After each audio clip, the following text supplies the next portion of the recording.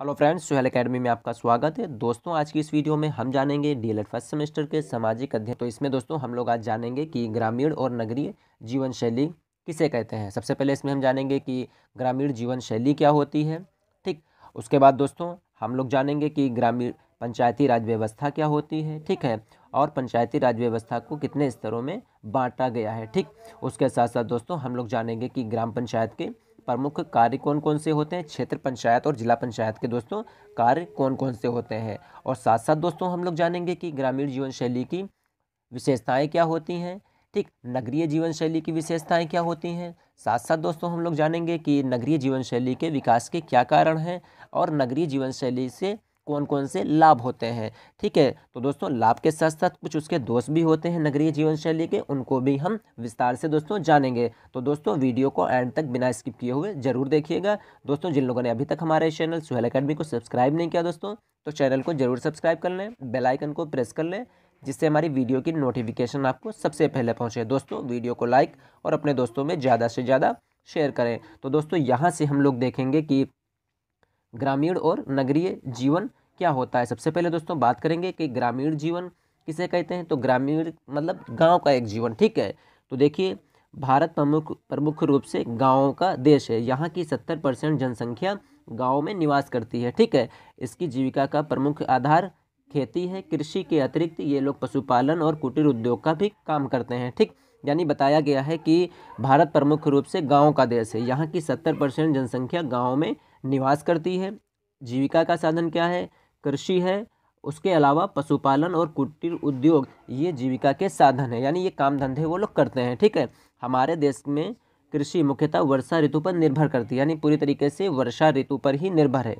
गांव शब्द आते हैं हमारे दिमाग में, एक ऐसा चित्र उभरता है जहां की आबादी सड़क, बिजली, पानी, शिक्षा, स्वास्थ्य इत्यादि मूलभूत सुविधाओं से वंचित होता है। देखिए गांव में देखिए क्या है, कम आबादी होती है, सड़कों की व्यवस्था अच्छी नहीं है, बिजली बहुत ही अपर्याप्त मात्रा में मिल पाती है, पानी की व्यवस्था नहीं है, शिक्षा और स्वास्थ्य ये जो मूलभूत सुविधाएं होती हैं इनसे ये लोग वंचित होते हैं गांव वाले। ठीक है, ये तथ्य सही भी है क्योंकि अभी भी देश के बहुत सारे गांव ऐसे हैं जहां इस तरह की बुनियादी सुविधाओं का अत्यंत अभाव है। दोस्तों ये बुनियादी सुविधाएं हैं, सड़क हो गया, बिजली हो गई, पानी हो गई, शिक्षा हो गई, स्वास्थ्य, ये मूलभूत आवश्यकताएं होती हैं। ठीक है, यही कारण है कि ग्रामीण क्षेत्रों से शहरों की ओर पलायन की प्रवृत्ति लगातार बढ़ती जा रही है। क्या होता है, इन्हीं सब वजहों से क्या हो रहा है कि जो गाँव के लोग होते हैं वो शहरों की ओर ज़्यादा बढ़ रहे हैं। ठीक है, आज गांव की स्थिति में तेजी से बदलाव आ रहा है क्योंकि गांव के विकास के बगैर देश के विकास की कल्पना अधूरी है। तो दोस्तों क्या हुआ कि आज देश की जो स्थिति चल रही है उसमें बहुत ही बदलाव आ गए हैं। ठीक,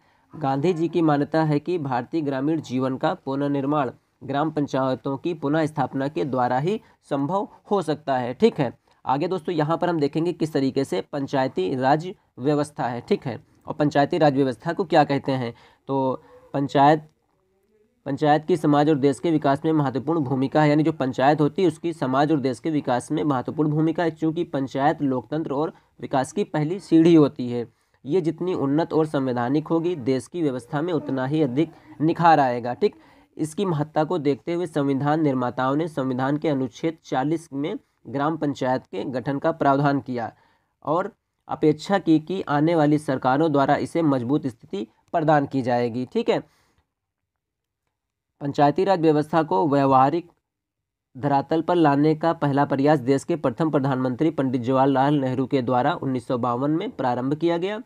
पंचायत राज के वर्तमान स्वरूप को प्राप्त कराने में महत्वपूर्ण भूमिका बलवंतराय मेहता समिति की है। ठीक है, यानी बलवंतराय मेहता की समिति जो बनी थी उसमें महत्वपूर्ण भूमिका रही इसमें। ठीक है, पंचायती राज व्यवस्था के अकॉर्डिंग। ठीक, इसमें पंचायत को त्रिस्तरीय बनाने का सुझाव दिया गया, यानी बलवंतराय मेहता ने सुझाव दिया कि जो पंचायत है उसको 3 स्तर पर बनाने का सुझाव दिया। ठीक, इस व्यवस्था में ऐतिहासिक परिवर्तन 1993 में 73वें संविधान संशोधन के रूप में हुआ। भारत की आज जो तस्वीर बदलने तथा उसे प्रत्येक दृष्टि से आगे बढ़ाने की कहानी रच रहा है। ठीक है, यानी ये 1993 में 73वां संविधान संशोधन हुआ था जिसमें क्या हुआ, पंचायती राज व्यवस्था को स्तरीय बनाने का सुझाव दिया गया। ठीक, 73वें संविधान संशोधन द्वारा संविधान में भाग 9 जोड़ा गया जिसमें पंचायती राज व्यवस्था को त्रिस्तरीय बना दिया गया। ठीक, 73वें संविधान संशोधन के द्वारा संविधान में भाग 9 जोड़ दिया गया, इसमें पंचायती राज व्यवस्था को त्रिस्तरीय बनाया गया। ठीक है, त्रिस्तरीय कौन कौन से हैं उनको यहाँ पर देखते हैं। सबसे पहले इसमें दोस्तों आएगा ग्राम पंचायत,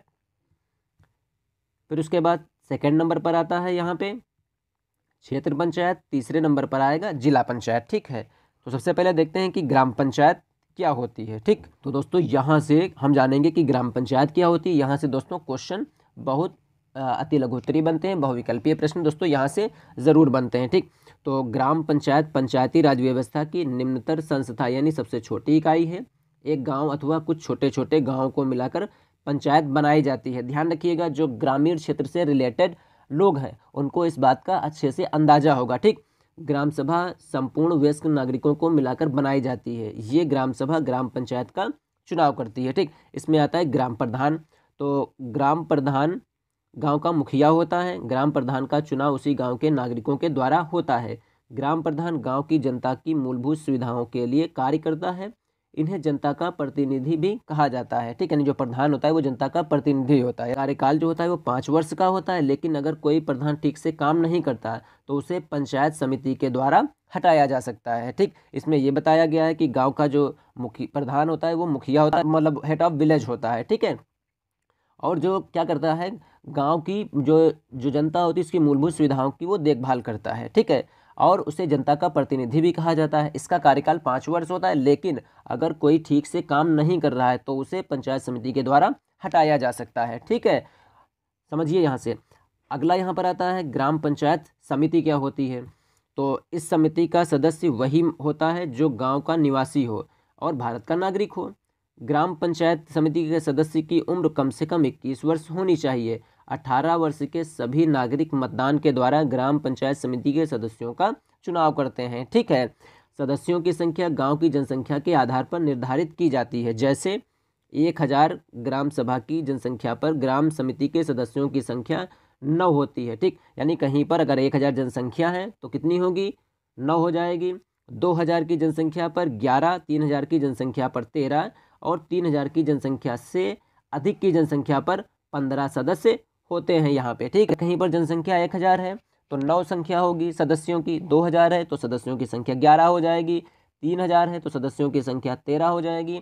अगर 3000 से अधिक है तो जो सदस्य होते हैं उनकी संख्या 15 हो जाएगी। ठीक है, उसके बाद ग्राम पंचायत का महत्व, गाँव से संबंधित निर्णय ग्राम पंचायत में लिए जाते हैं। ठीक है, यानी ग्राम पंचायत का महत्व क्या है, तो गांव से संबंधित निर्णय ग्राम पंचायत में लिए जाते हैं। गांव के लोग अपनी स्थानीय समस्याओं को आसानी से ग्राम सभा में ही सुलझा लेते हैं, जिससे उनके समय ठीक और धन की बचत हो जाती है। ठीक है, उसके बाद ग्राम पंचायत के प्रमुख कार्य कौन कौन से होते हैं, तो उनके प्रमुख कार्य एक है नागरिक सुविधाएं प्रदान करना, नंबर 2 पर आता है विकास कार्य, नंबर 3 पर आता है समाज कल्याण के कार्य। ठीक है, तो यहाँ पर जो नागरिक सुविधाएं हैं इसमें देखते हैं नागरिक सुविधाएं कौन कौन सी होती हैं। देखिए, समझिए और देखिए, सब जो गांव से रिलेटेड है वो देखिए क्या चल रहा है आपके गांव में। ठीक है, उत्तम स्वास्थ्य और जीवन के लिए सफाई करवाते हैं, गंदे पानी के निकास की व्यवस्था करवाते हैं, पीने के स्वच्छ जल की व्यवस्था करवाते हैं, सड़क और प्रकाश की व्यवस्था वो करवाते हैं। ठीक है, याद मत करिए, समझिए और देखिए वो कौन सा हमारे गांव में प्रधान जी काम कर रहे हैं, तो आप वही काम को देखिए,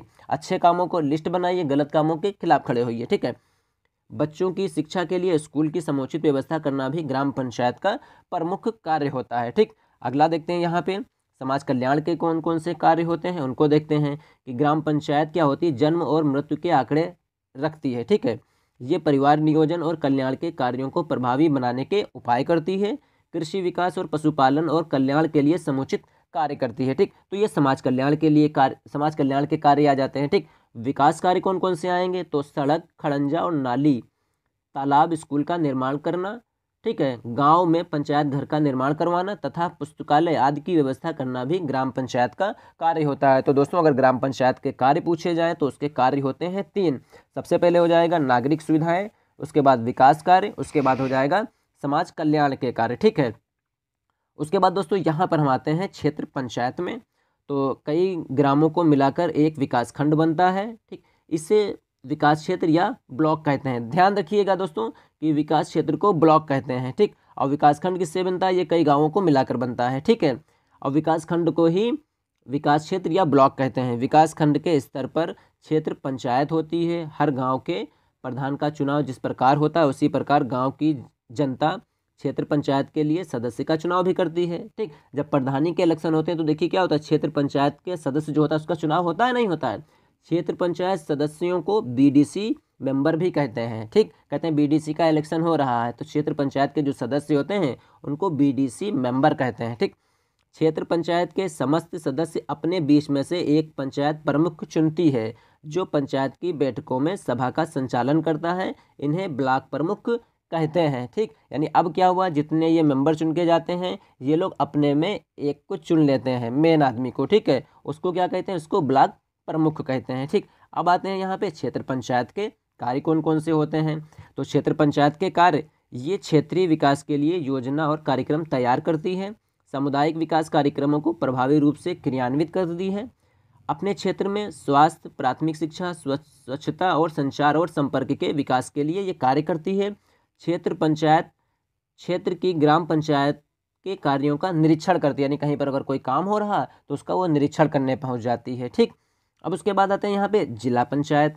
ठीक, जिसको जनपद भी कहते हैं। ठीक है, जिले को जनपद ही तो कहते हैं, तो आती है जिला पंचायत। जिला पंचायत यहाँ से देखते हैं, जिला पंचायत जिसको जनपद भी कहते हैं, है ना, तो जनपद को ही जिला कहते हैं। तो विकेंद्रीकृत पंचायती राज व्यवस्था के अंतर्गत जिस तरह हर गांव में प्रथम पंचायत, प्रत्येक विकास खंड में एक क्षेत्र पंचायत काम करती है, उसी प्रकार हर प्रदेश के प्रत्येक जिले में जिला पंचायत काम करती है। यानी गांव में क्या होगा, ग्राम पंचायत, विकास खंड में क्या होगा, क्षेत्र पंचायत, उसी तरह प्रत्येक जिले में, ठीक, क्या होगा, जिला पंचायत अपना काम करेगी। ठीक, जिले यानी जनपद के सभी क्षेत्र पंचायतों को मिलाकर जिला पंचायत बनती है, यानी सभी जो क्षेत्र होते हैं उनको मिला के क्या बनेगी, एक जिला पंचायत बन जाती है। क्षेत्र पंचायत के सभी प्रमुख जिले के सांसद व विधायक भी इसके सदस्य होते हैं। जिला पंचायत के सदस्य अपने बीच में से एक अध्यक्ष और एक उपाध्यक्ष चुनते हैं।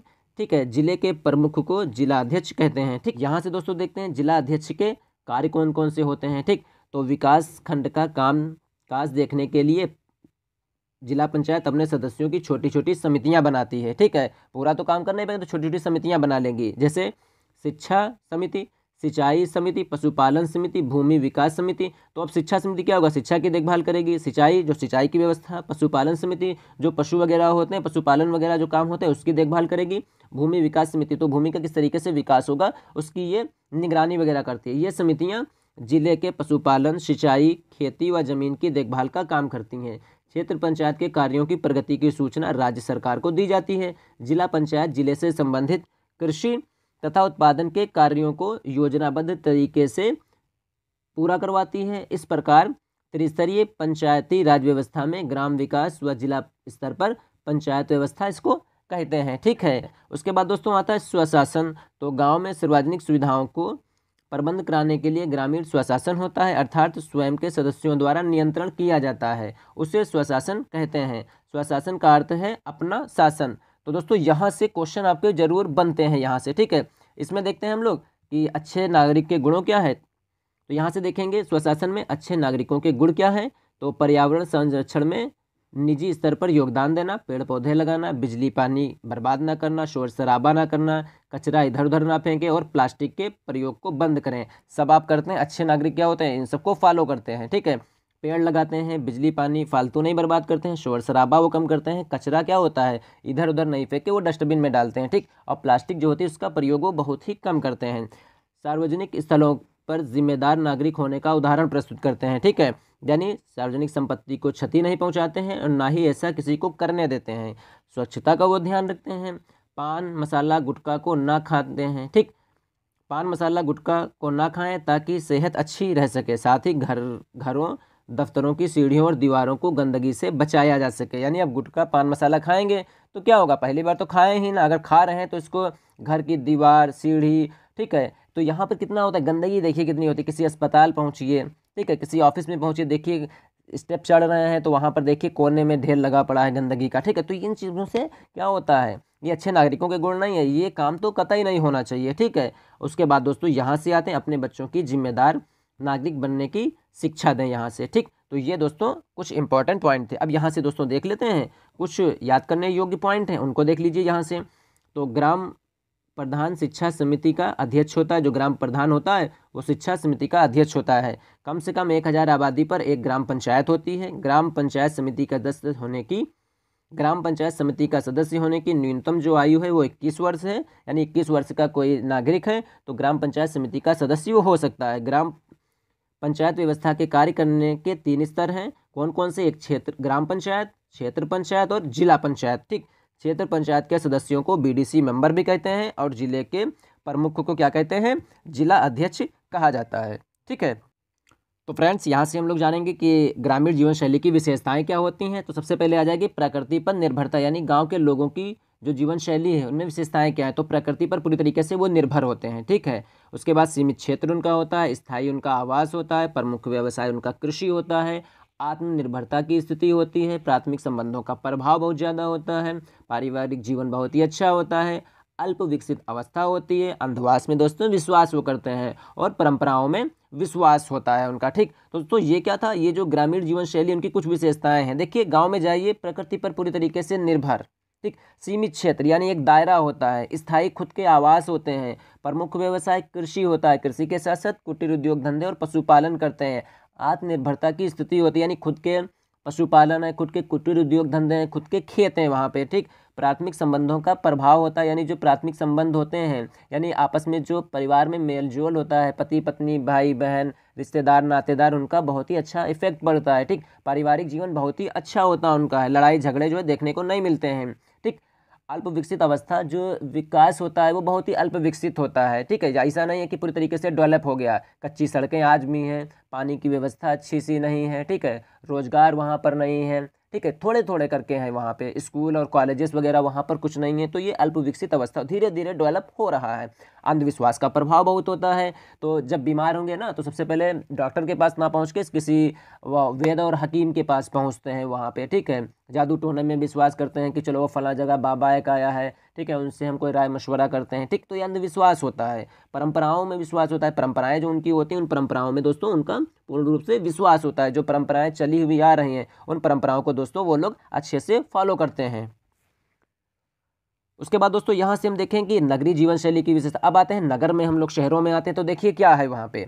जनसंख्या की अधिकता, जनसंख्या देखिए कितनी जनसंख्या होती है गांव में। दिल्ली पहुंचिए, बॉम्बे पहुंचिए, लखनऊ पहुंचिए, बरेली पहुंचिए, ठीक है, मद्रास पहुंचिए, चेन्नई पहुंचिए, जिस शहर में आप जाएंगे ठीक है वहाँ पर देखिए जनसंख्या क्या है, बहुत ही ज़्यादा होती है। ठीक, विविधता की स्थिति होती है, अलग अलग प्रांतों के लोग वहाँ पर काम कर रहे हैं। ठीक है, विकसित तकनीकी जो टेक्नोलॉजी होती है सब मशीनों के द्वारा वहाँ पर काम हो रहा है। विकसित परिवहन व्यवस्था, आवागमन के साधन देखिए कितने होते हैं। ठीक है, यहाँ आपको ट्रेन मिल जाएंगी, मेट्रो मिल जाएंगी, टैक्सी मिल जाएंगी। ठीक, तो ओला वगैरह देखिए कितनी किस तरीके से। गांव में आप जो है 5 किलोमीटर अगर स्टेशन से या किसी शहर से 5 किलोमीटर गांव है, अगर यातायात का कोई साधन नहीं तो आप पैदल जाएंगे या फिर अपना वाहन मंगवाइए।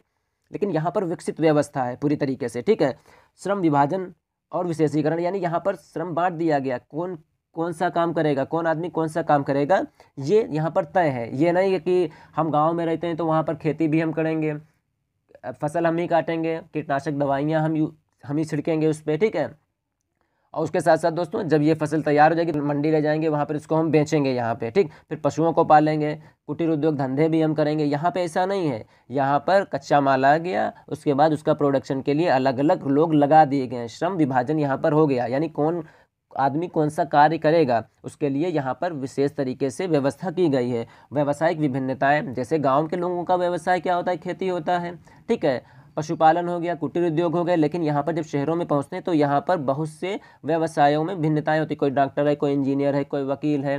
ठीक है, तो दोस्तों गांव में क्या होते हैं, व्यवसाय जो है कृषि हो गया, उद्योग छोटे मोटे कुटीर उद्योग हो गए या फिर पशुपालन। लेकिन जब हम शहरों में आते हैं तो अनेक प्रकार के उद्योग धंधे यानी व्यवसाय जो होते हैं वो भिन्न होते हैं। ठीक है, तो उसके बाद सांस्कृतिक विभिन्नता, यानी अलग अलग, जैसे आप दिल्ली पहुंचिए तो वहाँ पर क्या है, अलग अलग धर्मों के मानने वाले लोग हैं, अलग अलग प्रांतों के मानने वाले लोग हैं। तो यहाँ पर सांस्कृतिक जो भिन्नताएं होती हैं वो अलग अलग तरीके की होती हैं। ठीक है, रहन सहन, खान पान, बोली भाषा सब अलग अलग होते हैं। आर्थिक भिन्नताएं यहाँ पर हमें देखने को मिलती हैं। ठीक है, तो कोई अपना उद्योग धंधा चला रहा है, कोई उसी में काम कर रहा है, ठीक है। तो ये जो चीज़ें होती हैं, ये आर्थिक भिन्नताएं यहाँ पर होती हैं, जीवन स्तर में भिन्नता होती है। तो जीवन स्तर क्या होगा, कहीं देखिए बड़े से बड़ा फ्लैट है, कहीं किसी का बंगला बना है, ठीक है। वहीं पर देखिए कोई किसी मिडिल फैमिली का लोग जहाँ पर 2 रूम में या 1 रूम में जो है अपनी फैमिली जो है कंजेस्ट करके वो लोग रह रहे हैं यहाँ पे, ठीक है। तो ये जीवन स्तर में दोस्तों भिन्नताएं हो जाती हैं। रहन सहन जो होता है, आवासीय भिन्नताएं भी दोस्तों उसी तरीके से होती हैं, सबके आवासों में भिन्नताएं हो जाती हैं। तो यहाँ पर देखते हैं कि ग्रामीण जीवन शैली के विकास के कारण क्या हैं। तो विकास के कारण हो जाएगा, सबसे ज़्यादा हो जाएगी जनसंख्या की वृद्धि। औद्योगिकीकरण होता है, औद्योगिकीकरण में क्या होता है, लोग काम धंधों की तलाश में गाँव से शहर की ओर पलायन करते हैं, ठीक है।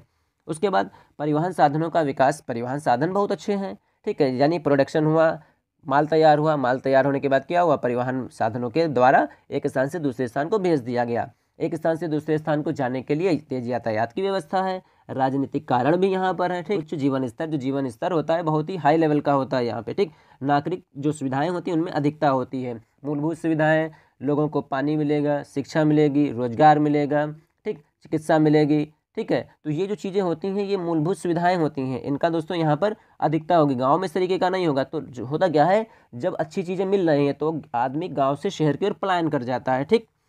उसके बाद दोस्तों यहाँ पर नगरीय जीवन शैली के जो लाभ हैं उनको देखते हैं। तो यहाँ पर वैज्ञानिक दृष्टिकोण, सोचने समझने का जो तरीका होता है, नज़रिया होता है, बहुत ही हाई लेवल का होता है, वैज्ञानिक होता है पूरी तरीके से, ठीक। उच्च शिक्षा की व्यवस्था यहाँ पर कर दी गई है। रोजगार के अवसर यहाँ पर हैं। जाति व्यवस्था का समापन यहाँ पर है। गांव में देखिए जाति व्यवस्था कितना बोलबाला, यहाँ पर कोई नहीं। यहाँ पर अगर कहीं पर आप काम कर रहे हैं, ठीक है, तो आपको जाति से लेना देना नहीं, आप काम कर रहे हैं, ठीक, बस वही उनके लिए बेहतर है। ये नहीं आपसे जाति धर्म ये नहीं पूछा जाता है, ठीक। अनेकता में एकता की स्थिति दोस्तों यहाँ पर होती है। सब अलग अलग हैं लेकिन उसके साथ साथ क्या होते हैं, किसी फर्म के लिए वो एक रूप बन के काम करते हैं यहाँ पे, ठीक है। उच्च प्रशासनिक व्यवस्था दोस्तों यहाँ पर पाई जाती है। सुरक्षा की व्यापक व्यवस्था यहाँ पर हो गई। स्त्री शिक्षा को बहुत ही महत्व दिया गया यहाँ पे, ठीक है। उसके साथ साथ दोस्तों रोजगार की उचित व्यवस्था भी शहरों में दी जाती है। तो दोस्तों ये नगरीय जीवन शैली के लाभ होते हैं, ठीक। उसके साथ साथ दोस्तों लाभ के साथ साथ कुछ दोष भी हैं। तो उसको क्या होगा, सबसे पहले मलिन और गंदी बस्तियाँ हो जाएंगी। जब गाँव से लोग शहरों में पहुँचेंगे तो क्या होगा, आवास की प्रॉब्लम हो जाएगी रहने के लिए। तो क्या होगा, सब आपस में एक दूसरे से घनी घनी सघनता के रूप में दोस्तों रहना चालू कर देते हैं, ठीक है। उसकी साफ सफाई कितनी व्यवस्था हो नहीं पाती है, ठीक। तो वहाँ पर मलिन और गंदी बस्तियाँ यानी स्लम कॉलोनियाँ बनती भी चली जा रही हैं। अब देखिए शहरों में देखिए किस तरीके के लोग, बहुत हाई फाई लोग रह रहे हैं, लेकिन उसके साथ साथ आप मलिन बस्तियों में देखिए, ठीक, स्लम कॉलोनी में देखिए तो आपको लगेगा अरे यार सारी गंदगी शहर की यहीं पर है, ठीक। अपराधों में वृद्धि होती है दोस्तों यहाँ पे, ठीक, अपराध बहुत ज़्यादा हो जाते हैं। मानसिक लोग स्ट्रेस में बहुत रहते हैं, ठीक है। प्रदूषण में वृद्धि होगी और लोगों का जो जीवन होता है वो स्वार्थपूर्ण होता है। लोग खुद के लिए बिल्कुल एक मशीन की तरीके से अपना काम वो कर रहे हैं, ठीक। और दोस्तों इसमें संयुक्त परिवार जो होते हैं उनका पूरी तरीके से अभाव पाया जाता है, ठीक। तो यहाँ पर संयुक्त परिवार जो होते हैं, जैसे गाँव में लोग आपस में मिलजुल कर रहते हैं, लेकिन यहाँ पर संयुक्त परिवार जो होते हैं उनका पूरी तरीके से अभाव पाया जाता है, ठीक। तो दोस्तों आज की इस वीडियो में हम लोगों ने ग्रामीण और नगरीय जीवन शैली को जाना। ग्रामीण और जीवन शैली के कौन कौन से लाभ होते हैं, कौन कौन सी उसकी विशेषताएं होती हैं, ठीक, उनको जान लिया। साथ साथ दोस्तों हम लोगों ने नगरीय जीवन शैली के विकास के कारणों को जाना, ठीक। नगरीय जीवन शैली के विकास से कौन कौन से लाभ होते हैं और लाभ के साथ साथ दोस्तों जो दोष होते हैं उनको भी हम लोगों ने अच्छे से जान लिया। ग्रामीण जीवन में दोस्तों हम लोगों ने पंचायती राज व्यवस्था को अच्छे से जान लिया, ग्राम पंचायत को जान लिया, ठीक है, क्षेत्र पंचायत को भी अच्छे से जान लिया। तो उम्मीद करते हैं दोस्तों यहाँ से आपको जो भी बताए गए पॉइंट हैं वो जरूर आपको समझ में आ गए होंगे। तो दोस्तों उम्मीद करते हैं वीडियो भी आपको बहुत ही पसंद आई होगी। तो दोस्तों जिन लोगों ने अभी तक हमारे चैनल सोहेल एकेडमी को सब्सक्राइब नहीं किया दोस्तों, तो चैनल को जरूर सब्सक्राइब कर लें, बेल आइकन को प्रेस कर लें, जिससे हमारी वीडियो की नोटिफिकेशन आपको सबसे पहले पहुंचे। दोस्तों वीडियो को लाइक और अपने दोस्तों में ज़्यादा से ज़्यादा शेयर करें। मिलते हैं दोस्तों बहुत ही जल्द, तब तक के लिए दोस्तों अपना ख्याल रखिए और अपनी स्टडी को कंटिन्यू रखिए।